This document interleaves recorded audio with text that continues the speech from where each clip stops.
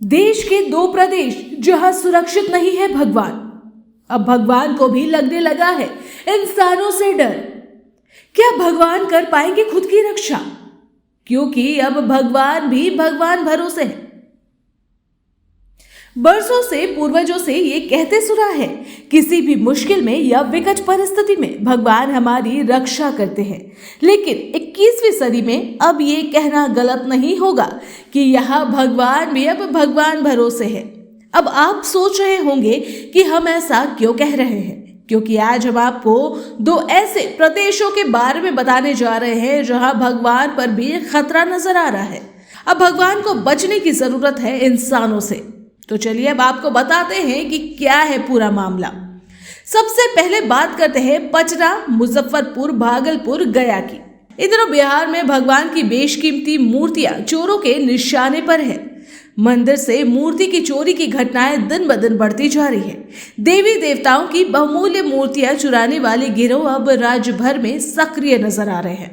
अब अगर बात की जाए तो 3 महीने में लगभग 28 मूर्तियों को चोर लेकर चंपत हो चुके हैं।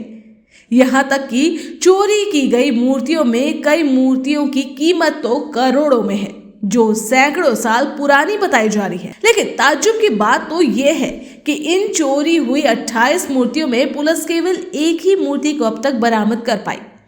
अब तक चोरी की मूर्तियों की बात करें तो पटना के बिक्रम प्रखंड से दतियाना गांव में 25 दिसंबर की रात को 150 साल पुरानी अष्टधातु की बनी भगवान विष्णु की मूर्ति चोरी हो गई।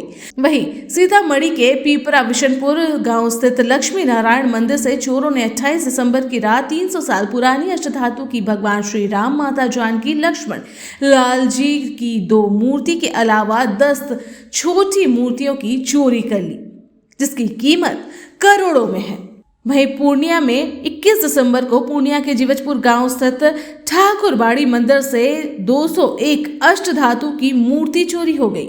गया के गुरारू थाना क्षेत्र के जगातिवर डीहा पहाड़ी के शिखर पर स्थित बाबा सदनाथ के मंदिर से प्राचीन मूर्ति की चोरी अक्टूबर में हुई थी। बताया जाता है कि काले पत्थर और अष्टधातु की बेशकीमती मूर्ति 500 साल पुरानी थी। हालांकि टिकारी थाने की पुलिस ने भगवान बुद्ध की बेशकीमती मूर्ति को दिसंबर में बरामद कर लिया था। इस मूर्ति का वजन 6 किलो था। जहानाबाद में 3 महीने में आधा दर्जन मंदिरों में चोरी की घटनाएं हुई, लेकिन चोर मूर्तियों को ले जाने में नाकाम रहे।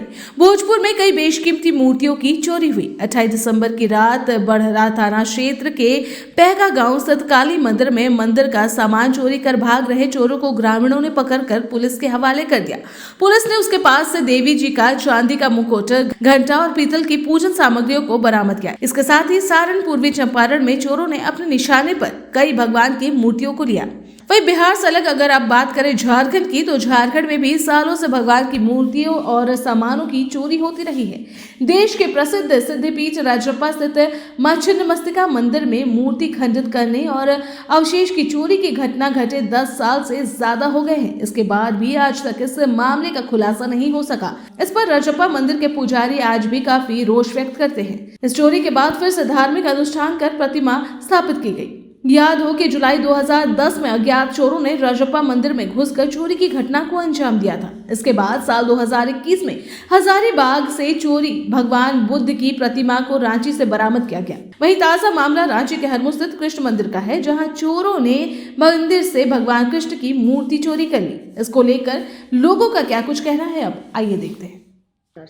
चलिए, 27 तारीख को सुबह में जब हम आए मंदिर खोलने के लिए, तो मेन गेट जब खोले तो मेन गेट खोलने के बाद इस मंदिर का दरवाज़ा हम खोलते हैं तो यहाँ आए तो देखे कि ताला टूटा हुआ है और गेट आधा खुला हुआ है। उसके बाद अंदर देखे कि राधे कृष्ण का कपड़ा पूरा जो है सो खोल करके इधर उधर फेंका हुआ है और चांदी का बांसुरी था कृष्ण भगवान का और राधा जी का सोना का मंगटिका था, वो देखे कि गायब है। उसके बाद अंदर भी ताला तोड़ने का कोशिश किया गया था, लेकिन अंदर जो ताला हम लगाते हैं वो अंदर हाथ घुसा करके अंदर से लगाते हैं चैनल गेट में। हम तो यही कहना चाहेंगे कि पेट्रोलिंग वगैरह बढ़ाया जाए रात का और थोड़ा सा त्वरित कार्रवाई किया जाए, सीसीटीवी फुटेज देखा जाए अगल बगल चारों तरफ। आखिर तो चोर आया होगा तो कहीं रास्ता से ही आया होगा। भगवान सुरक्षित नहीं है ऐसा बोलना उचित नहीं होगा, बल्कि कुछ लोगों की भावना, कुछ लोगों का दिमाग असुरक्षित हो गया है और यह उसी का परिणाम है कि मंदिरों में भी जाकर के लोग ईश्वर के सामने, भगवान के सामने, आराध्य के सामने लोग चोरी करने जैसे अपराध भी कर जाते हैं।